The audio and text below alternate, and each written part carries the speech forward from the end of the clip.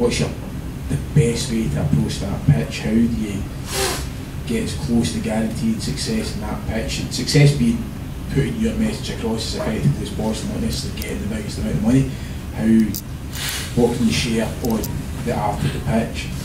I think, at the end of the day, you're going in, you're selling to those guys. Go back to it, just make sure everything's in place, make sure you've got your business plans robust, you've got your sensitivity analysis done on it. So if something falls out, the whole business isn't going to collapse.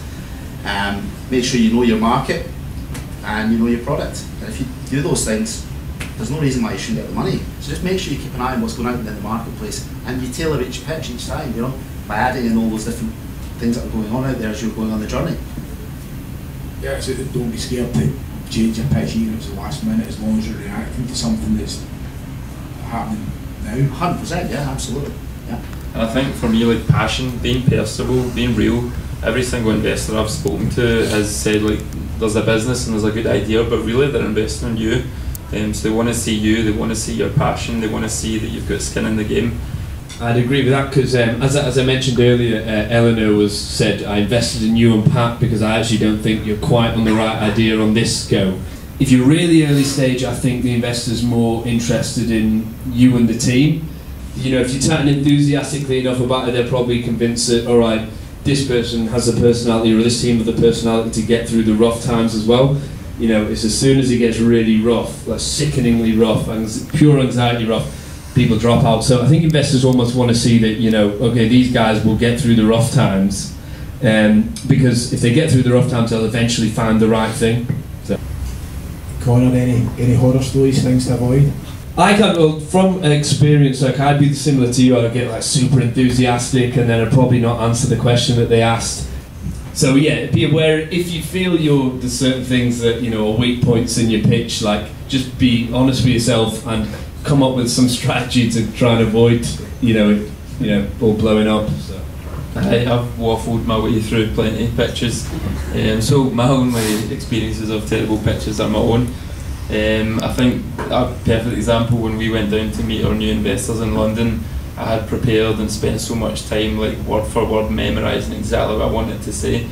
And I probably over-prepared, and it was so scripted that halfway through it was like eerie in the room. It was absolutely awful, and I had to just like shut my laptop down and try to go back and be a wee bit more real and be a wee bit less on script.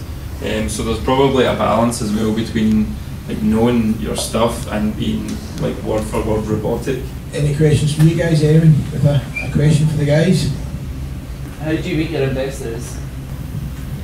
If you're starting in Scotland, there's a lot of good support networks out there as well. Like, I was quite shut off to them at the start. I would probably start with Link Scotland, so you can get in touch with these guys and go for a meeting, and I think they'll ask for like a 4-page business plan, and they can do a lot of the first point of contact with syndicates and high net worths. A lot of the syndicates have got websites, and like Brian said, there's an element of who you know. I think you need to be proactive and go to these events and talk to people. But certainly first port of call was probably Link Scotland. Like, they were really helpful for us. But it's also making sure that your business isn't reliant upon grant funding to work. I see a lot of companies that are reliant upon, for example, the Edge. If they don't win the Edge, their business isn't going to go live, and that is not right. You have to have investor money or your own capital in there, that you're not relying upon just grant funding or winning competitions to commercialise your business on. The other way to do it is broker. A broker is someone who will have a number of syndicates that he works on behalf of, or manages a syndicate, and he'll take anywhere between 10 and 20% of the company, and make sure you negotiate hard with those guys. But those guys are good. They open the initial door, you go along, you meet the investor, and then from there, that's how you build your network. If you're going to start a team, definitely, as Brian says, don't just develop. Be very conscious of it. As soon as you get something that can be sold, make sure you're selling it, because you'll run out of mates eventually doing you favours left, right, and centre. You need to have a few orders in to convince some investor to put in some money, and then you can convince your mates to come off their 100 grand a year salaries down to your 1.5 grand a month. But at least they've got something, and maybe some share options. Share options is another good thing that I do with Sproose. And a lot of people think, oh, he's got Wix, he's got Weebly, he's really lucky. I think that definition of luck is preparation, opportunity coming together. You know, if you're not prepared, there's an opportunity, you'll not be lucky. If there's an opportunity, you know, you need those two things to marry up together. And you know, I say that we're always prepared for any opportunity coming along. And, you know, we're hungry for it. And you know, things just happen. It's bizarre, they just happen. You know, we were down in London, pitching in London for cash, and there was a company, a Berlin company, Noah, who were managing the conference in London. And they sent me an email after it saying, look, there's a competition, 70 of Europe's hottest tech startups are going to be entering this. Number one gets to come to Berlin, largest tech conference in the world, and stand on the main stage and present. So I thought, who's on the main stage? So I found out Wix CEO was going to be there, Wix.com CEO. Straight away, we've got to win that competition. So we won the competition, and it had exactly, luck and preparation, we got Wix as our client.